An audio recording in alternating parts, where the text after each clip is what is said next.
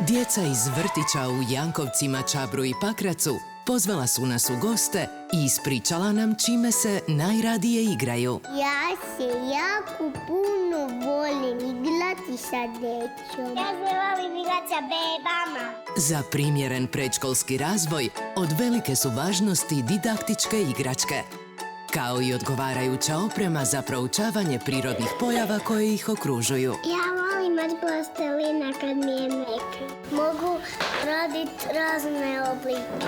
Bezbrižnost, sreća i znatiželja ono je što djecu oblikuje.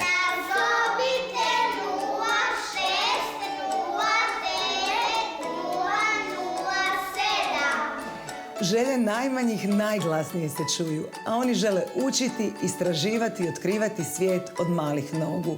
Vaš poziv omogućit će im najbolju pripremu za školu. Nazovite 060 9007.